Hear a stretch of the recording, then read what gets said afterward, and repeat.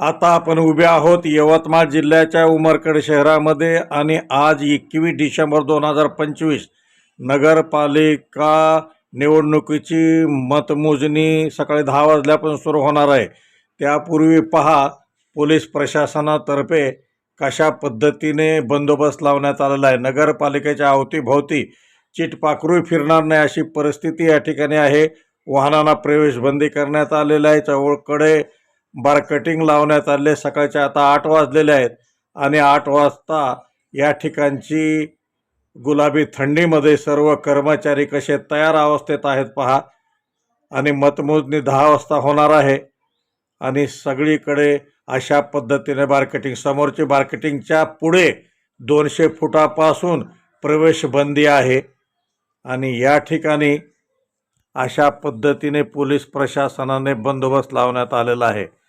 मागील 2 टर्मपासून उमरखेड शहराचे आमदार पद हे भारतीय जनता पक्षाकडे आहे आणि मागील निवडणुकीमध्ये सुद्धा भारतीय जनता पक्षाचाच नगराध्यक्ष होता आणि यावेळेस हे पद भारतीय जनता पक्ष कायम ठेवणार की गमावणार याकडे उमरखेड शहरातील मतदारांचे लक्ष लागलेले आहे। अतिशय अटीतटीची या ठिकाणी म्हणजे प्रचार यंत्रणा दोन्ही पक्षाकडून राबविण्यात आलेली होती। नगराध्यक्षपदासाठी 5 पक्षाचे पदाधिकारी या ठिकाणी उभे होते, परंतु खरी लढत ही भारतीय जनता पक्षाच्या निधी भुतडा आणि जनशक्ती पक्षाच्या तेजश्री जैन यांच्यामध्ये असल्याची चर्चा आहे आणि या दोघांपैकी कोण निवडून येते याकडे सर्व परिसरातील नागरिकांचे मागील 15 दिवसापासून लक्ष लागलेले आहे।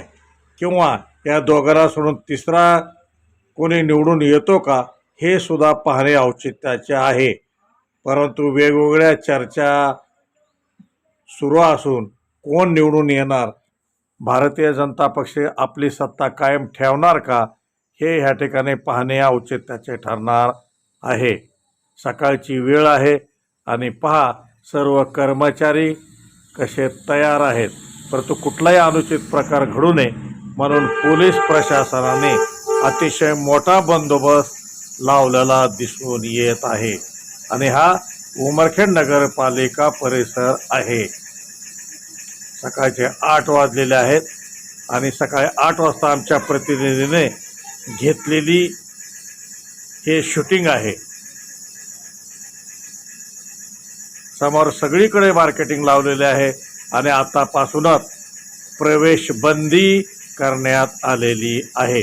दुपारी 12 वाजेपर्यंत नगरपालिका निवडणुकीचा निकाल आपल्या समोर येणार आहे। अग्निबाण लाईव्ह न्यूजसाठी डॉक्टर अंबेजोगाईकर, उमरखेड।